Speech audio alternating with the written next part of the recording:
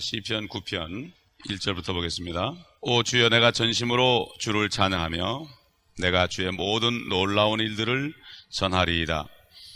내가 주 안에서 기뻐하고 즐거워하며 오 지극히 높으신 주여, 내가 주의 이름을 찬송하리이다. 내 원수들이 물러갈 때에 그들이 주 앞에서 넘어져 패망하리이다. 주께서 나의 권리와 명분을 옹호하셨으며 보호자에 앉으시어 의롭게 심판하셨나이다. 주께서 이방을 힐책하셨으며 악인을 멸하셨고 그들의 이름을 영원 무궁토록 지우셨나이다. 오 너 원수야, 멸망들이 영속하는 종말에 이르렀도다. 주께서 성읍들을 파괴하셨으니 성읍들의 기념물도 그것들과 함께 망하였나이다. 오늘 여기까지 보겠습니다. 전심으로 주님을 찬양했습니다.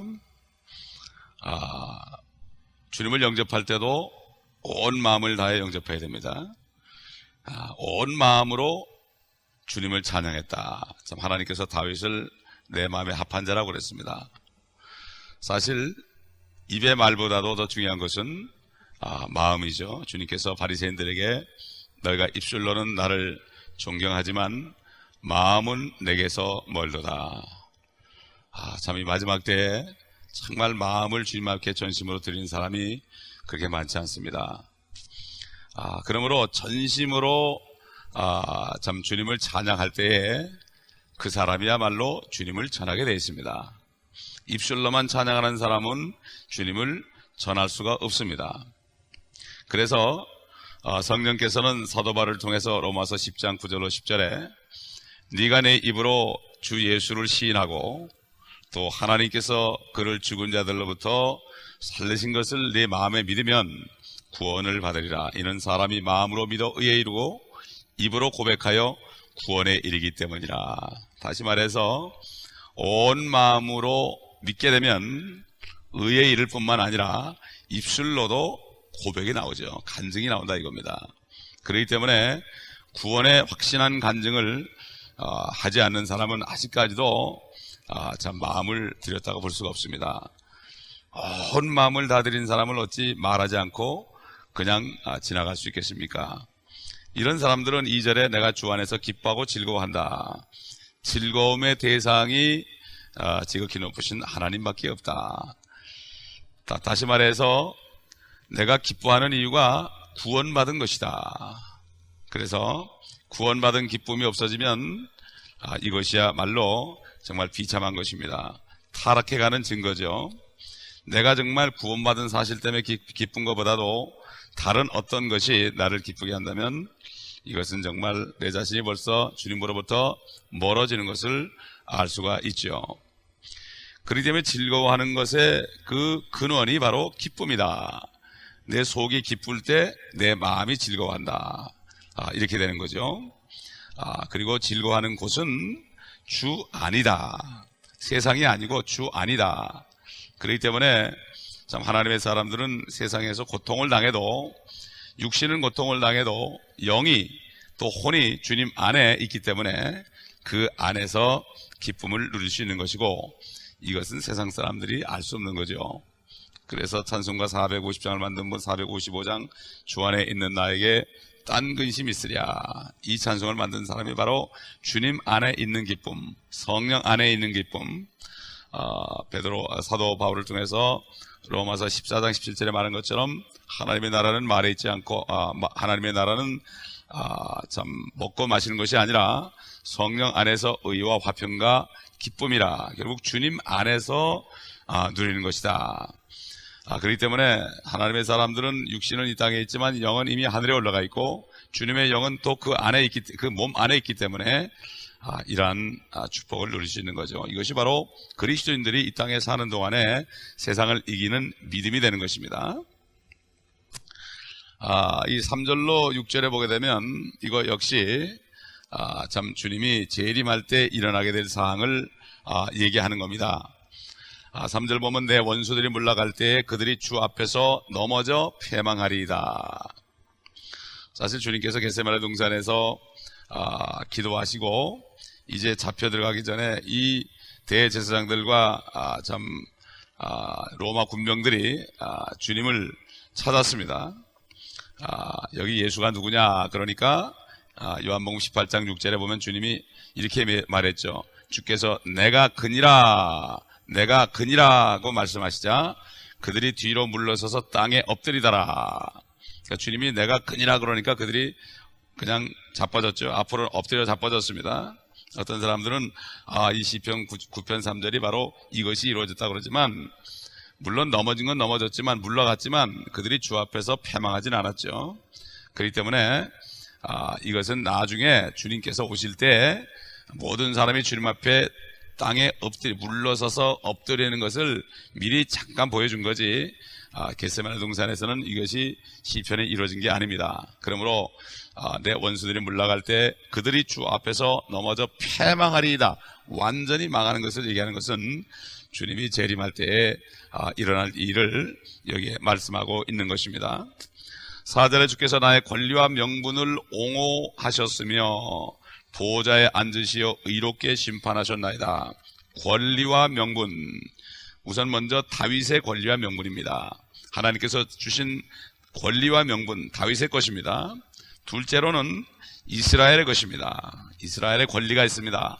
이스라엘의 권리, 하나님께서 아브라함에게 유프라데스부터 이집트 강에 이르기까지 너와 네 씨에게 줄 것이다, 팔레스타인 땅을 주님께서 영원히 주시겠다 하는 말씀, 권리, 또 명분은 하나님의 언약이다. 이것은 바로 다윗의 것이요, 또 다윗이 통치하는 이스라엘의 것이요, 또 이것은 다윗의 위를 이어서 이 땅에서 1000년 동안 통치하실 예수 그리스도의 것이죠.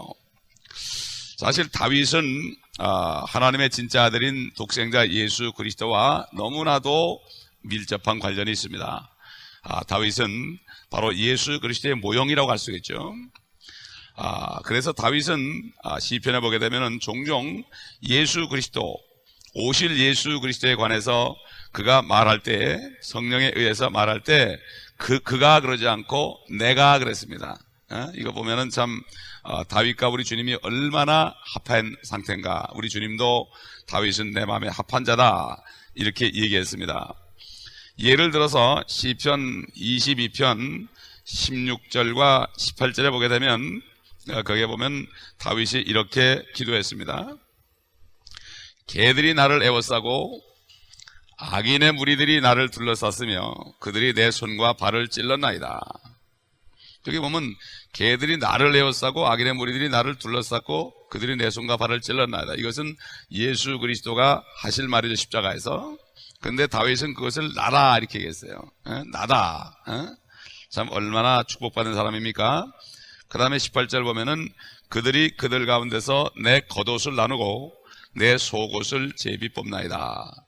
또 내 겉옷, 내 속옷이에요. 이것은 주님의 속옷과 주님의 겉옷인데 다윗은 내 속옷과 내 겉옷을 제비 뽑나이다, 또 나누나이다, 이렇게 얘기했죠. 그렇기 때문에 이 다윗은 바로 주님이 자기인 것처럼 그렇게 얘기함으로써 성령께서 바로 이 다윗의 고백이 바로 앞으로 독생자 예수 그리스도께서 십자가에서 하실 말씀이라는 것을 여기에 우리에게 보여주고 있습니다.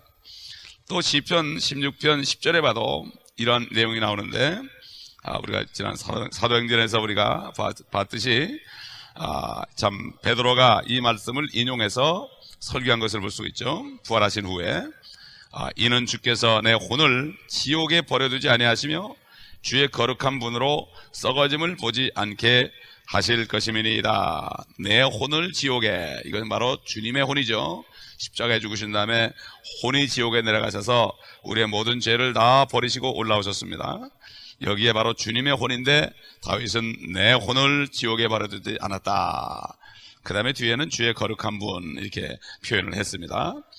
그렇기 때문에 참 우리는 이 시편 한마디 한마디에 앞으로 될 일들, 초림의 주님과 재림의 주님, 천년왕국의 주님, 영원세계 주님이 다 들어가 있는 것을 볼 때에 얼마나 하나님께서 다윗을 통해서 말씀하시는지 우리가 알 수가 있습니다.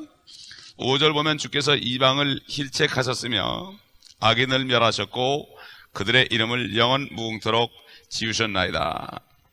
이방을 힐책하는 것은 시편 2편에 나오는 것처럼 주님이 재림하실 때 이방을 철장으로 다스립니다. 책망을 합니다. 리뷰크.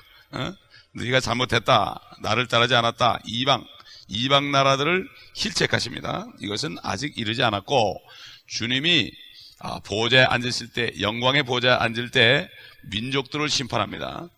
그렇기 때문에 주님이 재림하셔야만, 지상으로 재림하셔야만 이루어질 것이기 때문에 이것은 주님이 재림할 때 이루어질 것을 여기 미리 말씀하신 거고, 악인을 멸하셨고, 이것도 아직 이루어진 게 아니죠.